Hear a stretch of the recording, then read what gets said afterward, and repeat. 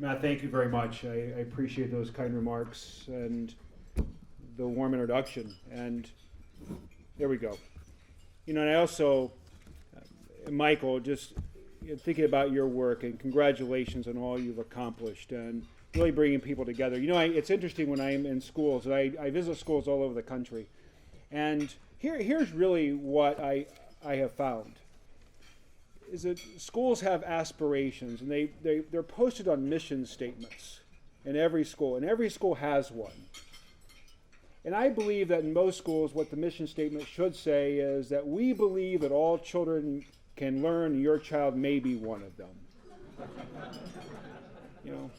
But then you spend some time in the school, and what you really discover is that what those children are really victim to is a culture of low expectations and a lack of belief that they can really achieve at high levels.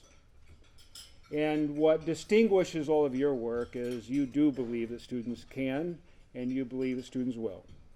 It's also about building a culture around high performance.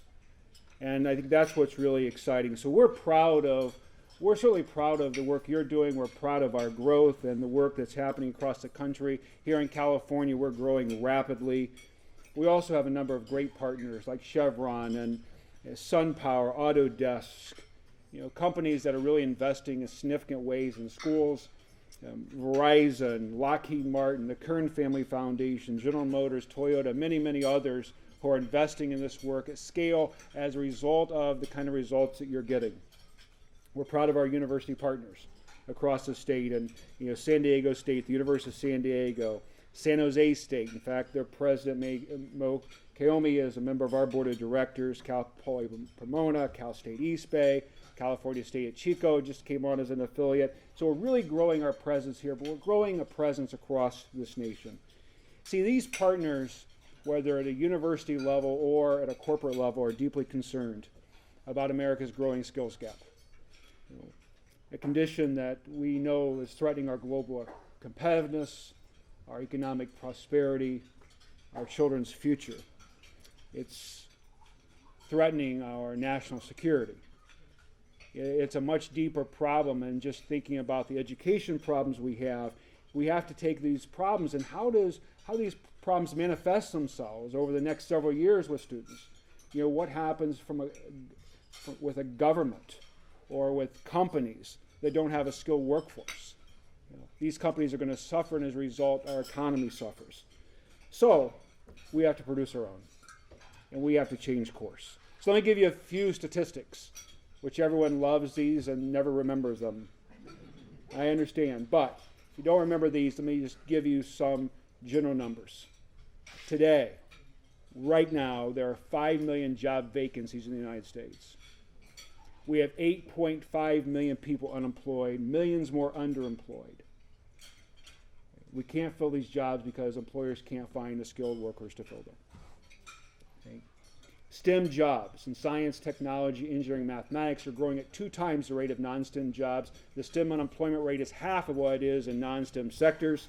Right. But we're expecting by the year 2018 of having 1.2 million STEM jobs unfilled. These are high-paying jobs that carry a 25% premium over non-STEM jobs. Tremendous opportunity. So here in California, unemployment 6.7%, 1.3% ahead of the national average. There are 1.4 STEM jobs in California for every unemployed person. Yet, there are 4.9 unemployed people for every 1 non-STEM job. Think about that. And this is not unique to California. It's true across the nation. So for wherever you're at, the state you're in, these are statistics that are harming us. But more importantly, it goes back to low expectations. Why aren't more students engaged in this kind of work? Why aren't our students developing the kind of skills that allow them to have great careers, right? And to create the kind of economic prosperity that we all hope for? But I will give you a reason why this is not happening. But then more importantly, I want to transition to how we do it and how we can do this work together. In 2013, the National Assessment for Educational Progress, or NAEP, our nation's report card, 34% of our 4th graders were proficient in mathematics. 34%. Right? In 8th grade, 27%. Our 12th graders, 26%. 35% were below basic. That means almost 40% of our high school seniors getting ready to enter the workforce, going to college, into the military, achieving voting age, were unable to do basic mathematics. Right? This is alarming. Education should not be like this in America. And we believe together that it can't stay this way. It was Thomas Jefferson that said, educate and inform the masses, for it's the only sure reliance of the preservation of our liberty. So it's a major concern, but it has economic consequences. And I believe that we have both a moral and economic imperative to change direction. See, I think the work that you're doing, and the high expectations, the belief in children, the understanding of equity and excellence for all, are things that everyone should embrace. But it takes more than rhetoric. It takes action. And I think you understand that no organization, community, or state can solve these problems by abdicating responsibility. And too many want to place blame. They want someone else to do it. So I had a professor, his name's Gary Orfield. Gary is now at UCLA. I had Gary, he started the Harvard Civil Rights Project, and Gary is a remarkable person. And I asked Gary, we were in class one night, and it was the first night of class, and I said, Gary, what I'm really interested in is what are your beliefs about the kind of work that we're thinking about? This was about urban poverty. And it's just a real passion that I have, and is how do we solve these problems? And what we didn't realize are some of the greatest technological advancements, the civil engineering, the things that we've done as a country also created some of our biggest problems. You know, for instance, how did we end up with urban poverty and concentrated poverty in urban areas? You know, take a look at the road system or the interstate system and what we did to communities and to cities. We just built everything around them. We created suburbs. And then on top of that, we had predatory and discriminatory housing policies in the 1960s and 70s and early 80s. And it just created concentrated race and concentrated poverty. And it created some real problems for us. My question was, Gary, how do we solve this? And Gary said, Vince, just stay with me, and I'll give you the answer, what I believe to be the answer. So that was great. So we move on. Halfway through the class, I ask again. We're 8 weeks in. I'm like, Gary, you know, what do you think the solutions are? He said, Vince, just stay with me, and I'll tell you what I believe. I said, great. All right, week 16. I ask again. And I'll never forget, Gary looked at me and said, Vince, you are the most impatient person I know. And then he said, at the end of class, he said, you've been asking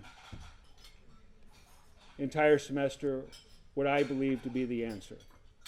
He said, the answer is you. Like, I've been waiting 16 weeks for this? 16 weeks for someone to tell me that I'm the answer. But you know, that's what many people do. They sit around waiting for someone else to give them the answer. Someone else to do the heavy lifting, the hard work. That's what distinguishes you. So when I think about improving these outcomes for our students, there are a number of things that I think are very important. One is, and I'm going to address this from 3 or 4 perspectives that I think that we have allowed to erode in America. And one is we have to elevate the profession of teaching. Right? We have to hold up our educators. And we have to change the narrative that wants to indict an entire profession for the few who are not doing effective work. Are there ineffective teachers in America's classrooms? Absolutely. Just like there are ineffective politicians, I believe. I want to check that, but I do believe that's accurate. Right? There are ineffective CEOs, there are ineffective lawyers and dentists and so forth. There are ineffective teachers. We need to get them out of the classroom. But for the vast majority, they're doing a great job. They care deeply about our kids, and we have to hold them up. Okay? And when we look at what's happening in educationally advanced countries, those that are highly competitive, right? They're getting their teachers from the top 20% of their graduating classes. In America right now, we're getting 23%, overall, 23% of our teachers from the bottom half. We have to change course. So how do we do that? I think one is changing the narrative. Why would anyone want to go into teaching if all they hear are the teachers are the problem that we have? Right? People want to be problem solvers. They want to be part of They want to be part of something big. They want to be part of the solution. They want to feel valued. I was in South Korea, and I asked, I said, where do you get your teachers? Here's the response.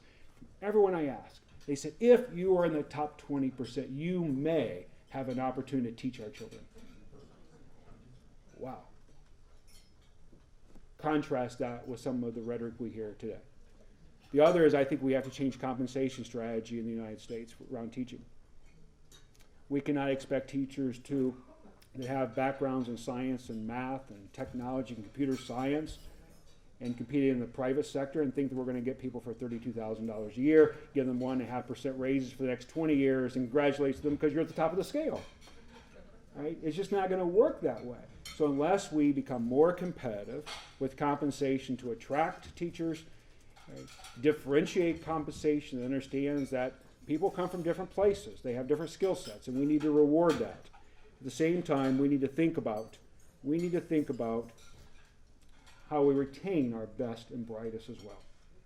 Too many of our teachers leave the profession early on in their careers for a variety of reasons, but how do we keep them engaged and excited about our work? Those are things that I really believe that are very important. Something else that I believe is that when I'm a proponent of accountability, I believe we're making over a $600 billion investment annually in K-12 schools, and we need to be held accountable. We need to produce great results. We need to inspire our young people. Right? At the same time, we have to stop thinking that we can test our students to excellence. Right? We have to inspire them. Right? We have to inspire them. And there are just simply too many uninspired, disengaged, and bored students. Students that just aren't connected with what we're teaching them, what we're providing them. So, when I think about the kind of outcomes we're looking for, and we think about the workforce and those high demand skills, we spend the vast majority of our time really having conversations with employers. When I go out and meet with people, I'm always going to companies, asking, what are you looking for? What's in high demand? What are you going to pay for? It's not just fundraising. Right? It's about thinking about the student experience, the skills that we want our children to have. Okay? Do we really believe that the way our students are going to be globally competitive is just to do better in 11th grade math? It's interesting to me. I was with a governor, and he was telling me, he said, our NAEP scores are not very good. I'm looking at the senior NAEP score, they're just not doing very well. I said, okay, great. He said, I look at PISA, and the students that took PISA, if you're not familiar with PISA, it's a program for international student assessment, right, in which in 2013 we had 65 countries along with the Organization for Economic Cooperation, Development Nations, and 31 other countries that participate in PISA, doing international comparisons. And so I asked him, I said, so what is your strategy to help improve that, if that's your goal of improving on those metrics? He said, we're going to require another year of math. I said, great, just give them more of the same. You know? I said, also, did it ever occur to you that the assessments that you want to actually improve happen before you're going to give a last year of math? I said, it's not going to improve those. I said, is that really what you're trying to do? Is that really what you want? Or do we want to think systemically on how we can change the education for our children, inspire them, engage them in ways that make math and science relevant for students? And that's what we do.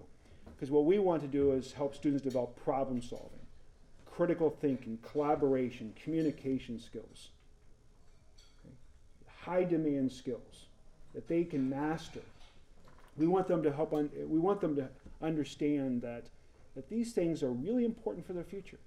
Now, I know none of you have ever asked this question. You ever been in a math class at some point in your life and asked the question, when will I ever use this again?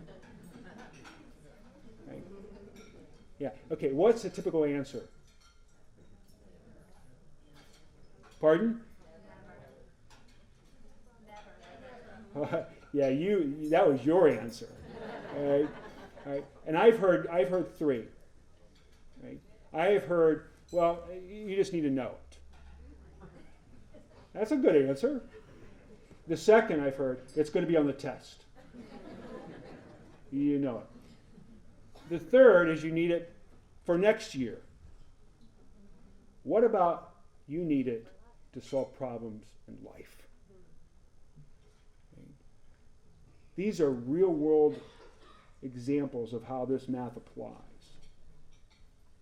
When our students will spend 6 weeks building a clay volcano that erupts, but they don't know how their cell phones work. They don't understand modern technology. They don't understand how math and science applies in the real world. That is a tragedy that we can solve. And then here's what happens. Students come to school. And think about this. They come to school with curiosity and excitement. And then we teach them how to do school. We teach them how to comply, how to follow the rules. Stand to the right, raise your hand. If you have to go to the bathroom, raise your hand. If you go to the bathroom, raise your hand. All these things, we teach them how to comply. We reward the right answer. We use red to mark the wrong answers. What about in a climate, in a classroom that nurtures curiosity, that encourages students to ask questions? As a teacher, we're in a position in which students are asking questions that we don't have an answer for. And we're comfortable with that because that's when we get to learn together. New knowledge is created when we don't have an answer. Could you imagine Apple or Belkin or any of these companies creating new products from the very beginning with answers they already had? That's not research and development, right? New products are designed because they're answering questions they really didn't know. They're finding them, they're discovering them.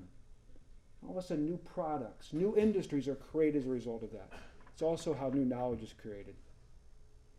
It's how a third grade mind is expanded. That's what we have to do for our children. So, I was invited by one of the world's largest foundations to be part of a working group, and they wanted to talk about STEM education. And they brought about 12 of us in. We sat in a room. We made introductions, and they said, are there any opening questions? And yes. What is STEM? And they kind of looked at me in this strange way, like, don't you know? My question was, do you? What is it? What does it look like? Is it math, science, PE, health, and STEM? Or is it something very different? And we believe it's the latter. That STEM isn't a series of discrete courses, but rather an integrated, applied way of teaching and learning. It's bringing relevancy to learning. Okay?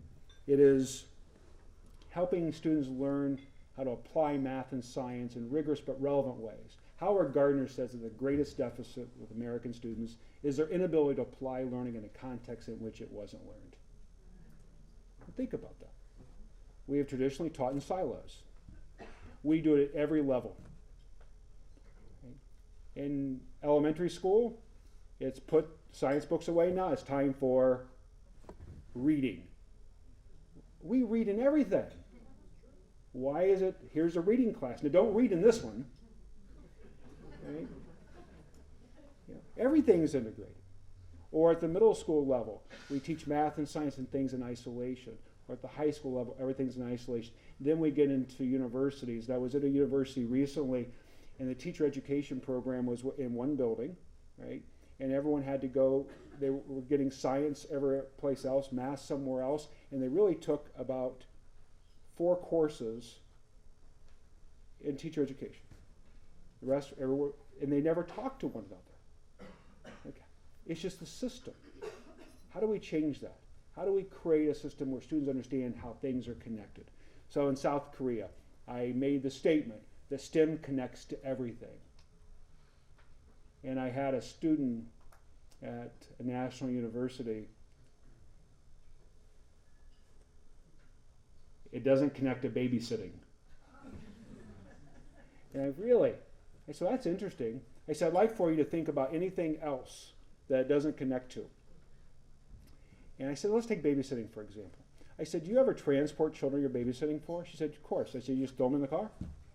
She goes, no, I put them in a car seat. I'm like, really? And who do you think designed that?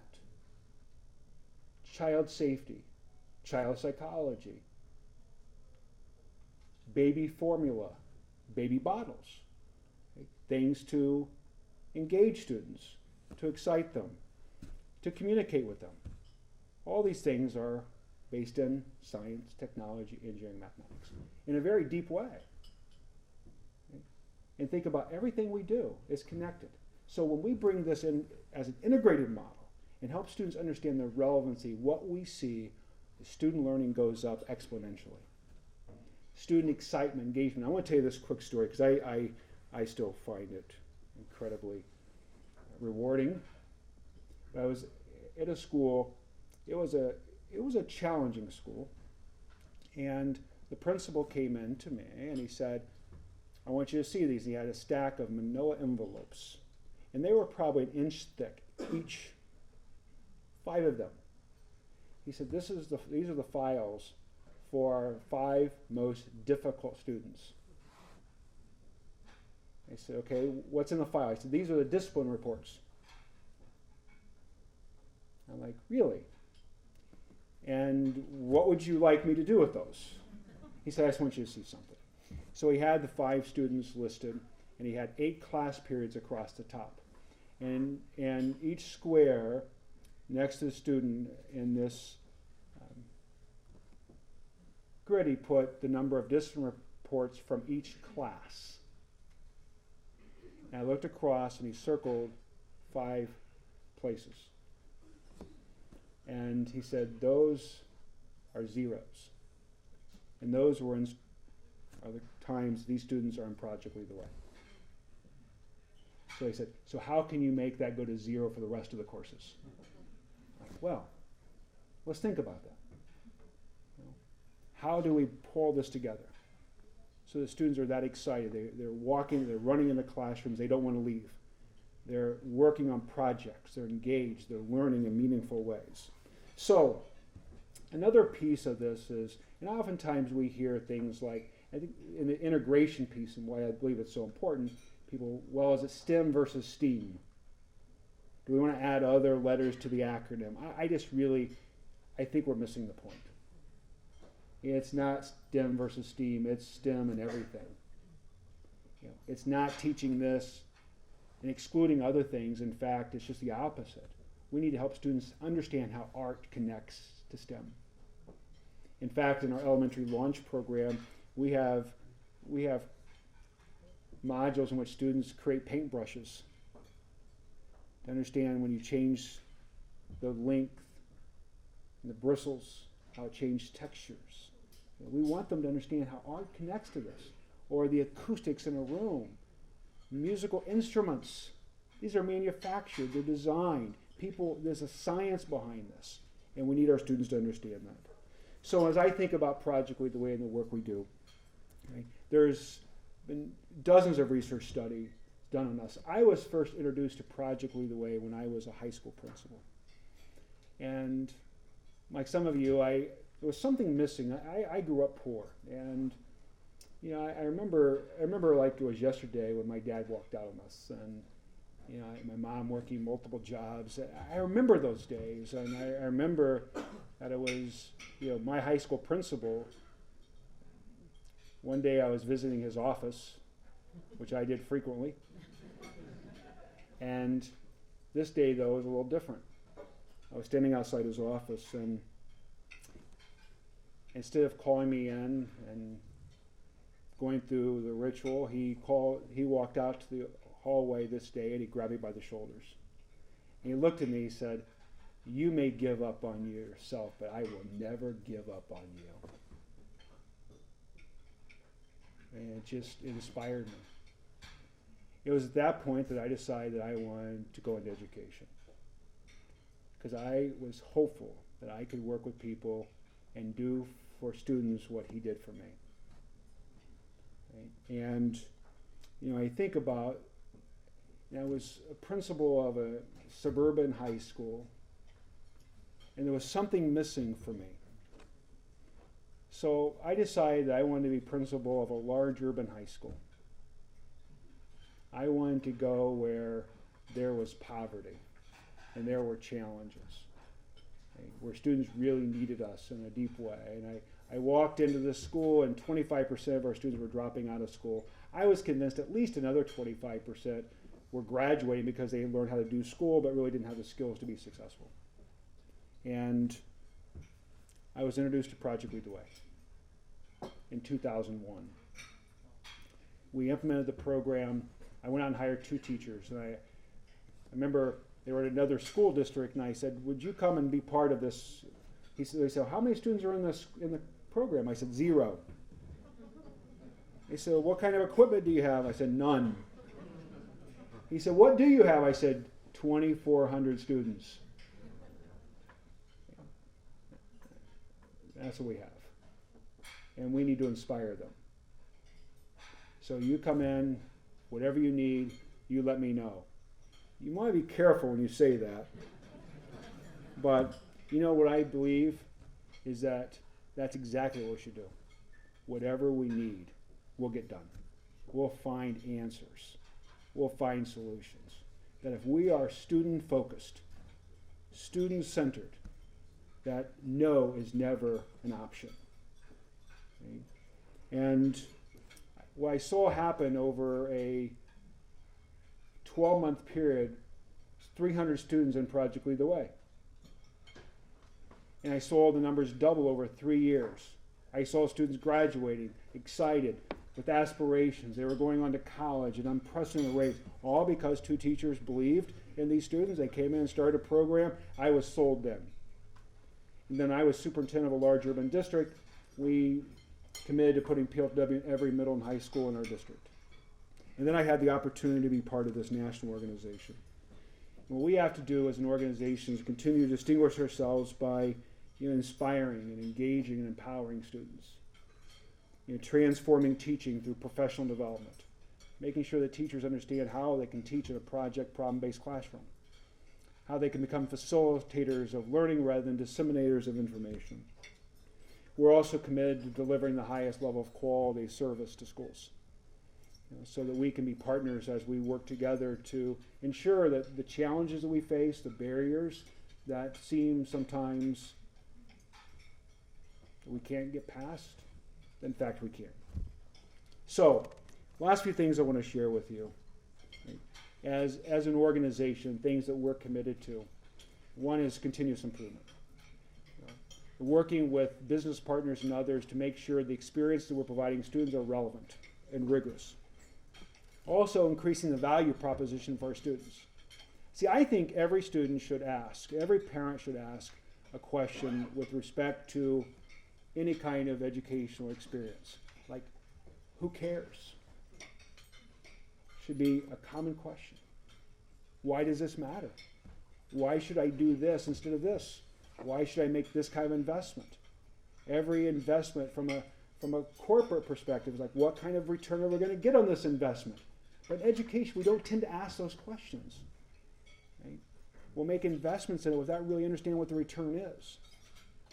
And I would suggest that what we focus on is making sure that value is high. That students are actually graduating with skills in which people value. They're in high demand, but aligned and relevant. The other is that we have to continue to simplify and provide access.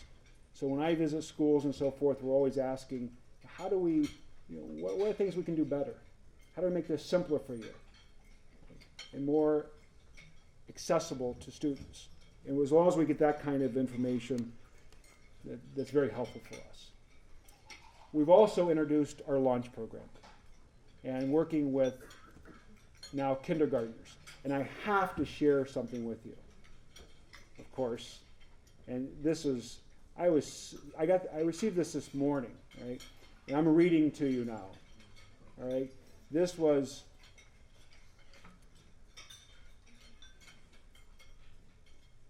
this is a smartphone. It's supposed to be smart.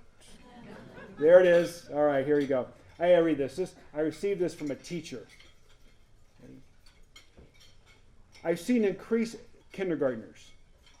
I've seen an increase in problem solving in many areas, including reading and writing.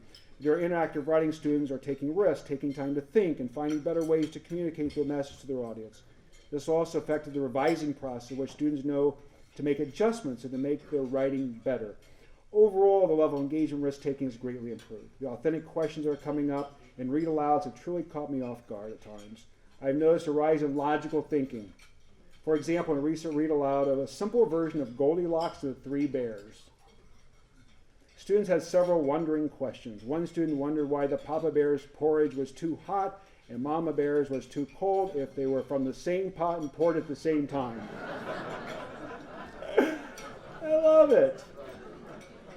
Another student said, what I'm noticing is that fairy tales don't have very good logic, but they make very good fairy tales. And these are kindergartners. Now, that's cool stuff. So, in elementary, what we have to do is demystify math and science. Students make decisions whether they're good in math and science as early as second grade. We turn them off, it's really hard to ever turn it back on. We get them inspired and engaged. The possibilities are endless. A few other recommendations as we think about our work. Okay. And what we can do starting at a very early age. I believe that if we're going to close the gender gaps in STEM and the gaps represented with underrepresented minorities that are tragically underrepresented, that we have to get to students early. We're not going to do it. I had someone recommend to me, they said, the way we're going to get more girls engaged in robotics at the high school level is that we paint the robots pink. I mean, think about that. You know? I know. That was a response that I received from someone. That's the way we're going to do it. What we're going to do it is to get students engaged early and helping them understand that these are things they can do. We have to create K to career pathways. We have to stop thinking of K-12 education as a start and stop. It's not. It's just a beginning. And how does it align with higher education and into the workforce? You know, and really thinking long term, not about short term. It's not just about test scores. And I know our accountability system is based on that, but the real accountability will be what our students will do when they leave us. That's the real accountability. I would also recommend that we don't separate STEM, that we don't do it as something separate, that we really focus on the integrated approach to this work. And the last two things, I believe we have to stop misleading our students. And one way that we mislead them, and I hear it all the time, people say, just follow your dreams and everything will work out. It doesn't work that way. Students have to have skills. Now, we can have aspirations. You know what they call something you really love to do but no one will pay you to do it? They call it a hobby. Right? But what happens, though, when we engage students and they start to understand that they're really good at this stuff? How do their dreams change? Even with professional athletes. I'm going to give you a couple of statistics. Even students who aspire to the NFL, we know that very few ever make it. But even those who do, 78% of NFL players, by the time they leave the NFL, either through retirement or injury, they leave the NFL, the average tenure is 4 years. The 78% are in bankruptcy under financial stress. If the belief is that we can go in and get the league's minimum, play in the NFL, reach our dream, and then live the rest of our life on those resources, that's not going to happen. We have to help our children dream differently. Yeah, take those passions, continue to do those things. At the same time, you have to have skills that people will pay you for. I was at a yogurt shop in Tampa, Florida. And I was with a group, with this young lady who was waiting on us. And so I got ready to pay. And we started this conversation. She had a jar right in front of of the cash register, and it said, college fund. That was creative, clever, and so we started this conversation, and I asked her, I said, so what are you majoring in? And she told me, and I said, really? I said, what are you going to do with that? And if there are any psychology majors in here, I apologize, right? But I just want to, so she said, I want to be a psychologist. I said, really? I said, so what are your plans after you finish your bachelor's degree? I have no plans. I said, so you're going to be a psychologist? Do you think you're going to be a psychologist with a bachelor's degree? I said, usually that requires an advanced degree, a professional degree. She just kind of looked at me. And she said, what am I going to do then? I'm like, I don't know, let's talk about it. So she said, so I'm going to be a psychology major and I'm going to be a social worker. I said, that's a choice you can make. So we started talking about careers and so forth. But here's what was really struck me with her. She started crying.